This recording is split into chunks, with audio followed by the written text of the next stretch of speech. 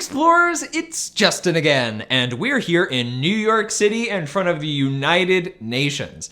Why are we on this field trip, you ask? Well, last time we looked at how states use both hard and soft power to solve geopolitical conflicts.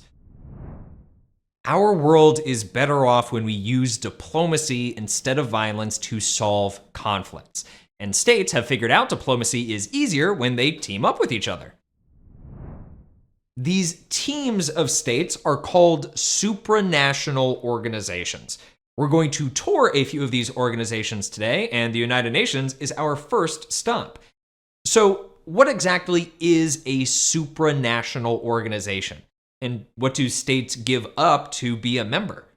What successes and challenges do these organizations experience when addressing geopolitical issues? I think our tour will help us answer these questions. Ready, explorers? Let's get into it.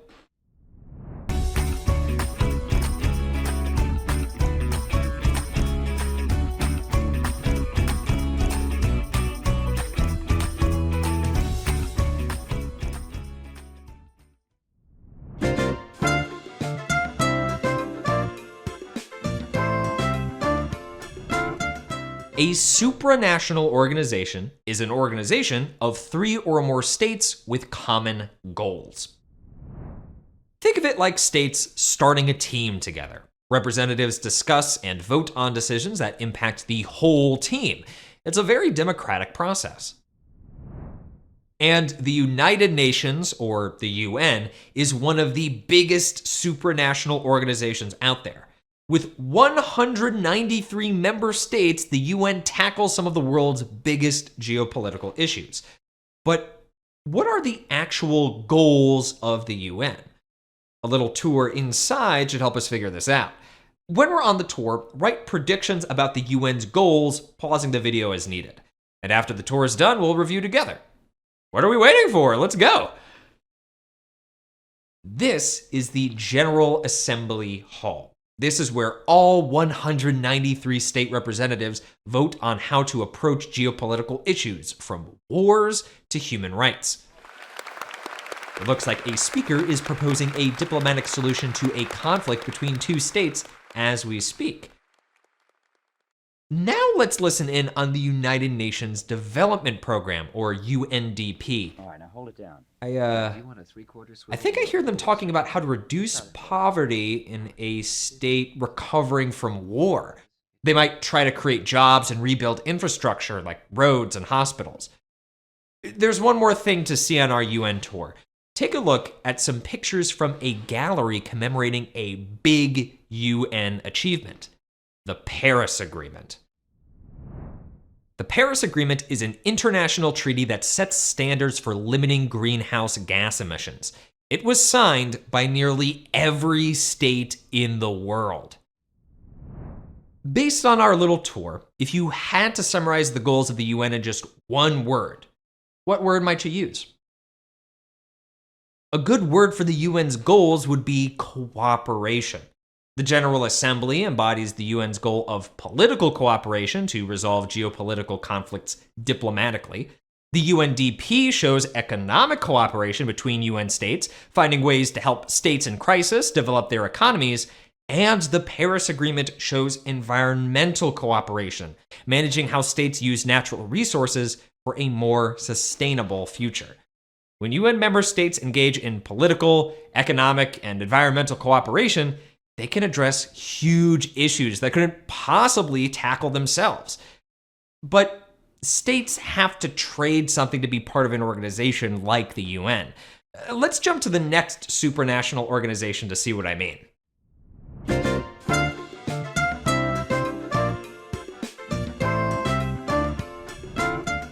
Welcome to the European Union. This supranational organization's members represent most of Europe. Like the UN, the EU supports its member states through political, economic, and environmental cooperation. But states in supranational organizations like the EU have to give up something to join the team, some of their sovereignty. I know, right? Why would states give up some of their sovereignty when they work so hard to protect it? Well, let's see why EU member states might make this sacrifice. The EU makes laws that most member states follow together. For example, the EU's Schengen Agreement eliminates border controls between most member states. But don't states want to make their own border laws? Why might EU states give up some political sovereignty here?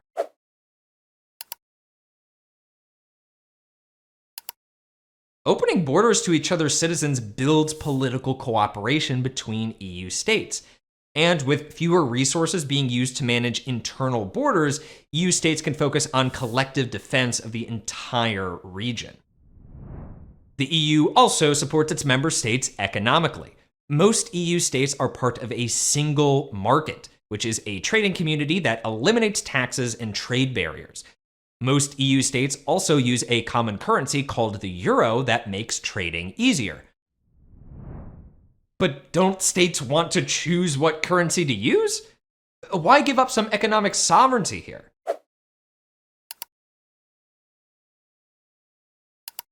Having the same market and currency encourages economic cooperation between EU member states.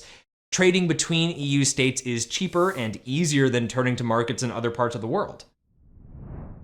The EU also holds its member states to strict environmental standards.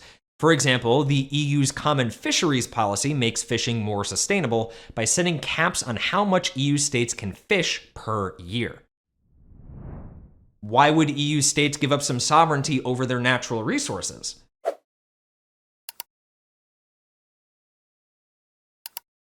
Since EU states share a lot of waterways, environmental cooperation keeps fishing levels at a sustainable limit, which is better for EU states in the long run. All of these examples show that EU member states trade some sovereignty to join a team that will support them in the long run. Do you think this trade is worth it? For states that are in supranational organizations, it is. With globalization making states more interconnected, it makes sense to trade a little sovereignty for the group's support.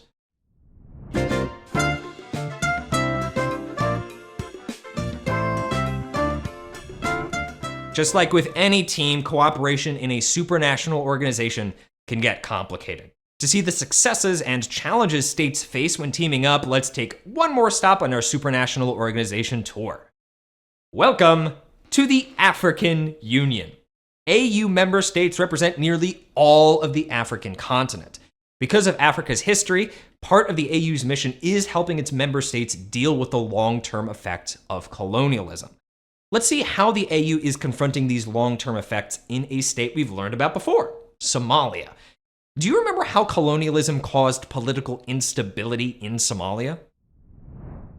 Old colonial borders created territory disputes between Somali clans, who are in conflict over resources like water and farmland in a state that frequently experiences droughts.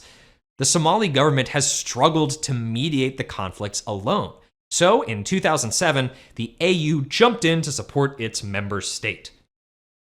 The AU sent in a peacekeeping force, establishing some political stability so Somalia's government could function as a democracy. The AU has also helped Somalia rebuild its economy.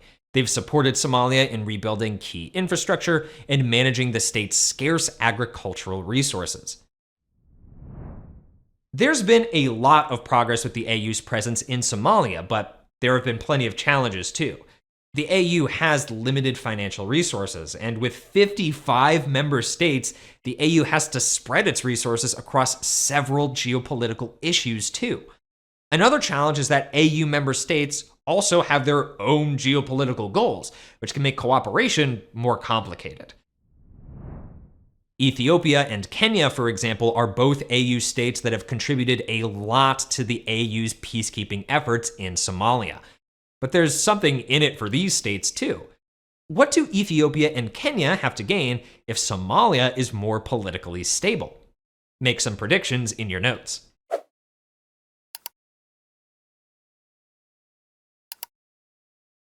Political stability means Ethiopia and Kenya's borders with Somalia are more secure.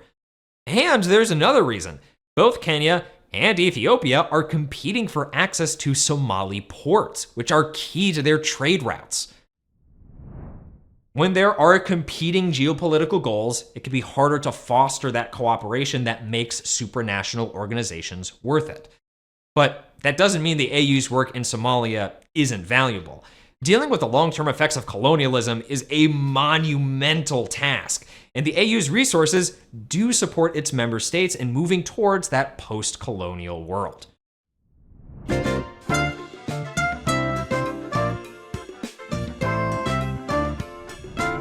Well, explorers, that concludes our tour. Hopefully, learning about how supranational organizations work together gives you hope for what future state relationships can look like in an increasingly globalized world. They're not perfect teams, after all, what team is ever perfect? But supranational organizations show that states can and do have the capacity to resolve issues through cooperation and diplomacy. Next time, we'll put everything we've learned in political geography to the test by applying it to a complex geopolitical issue. Until then, keep exploring. See you next time. Hey.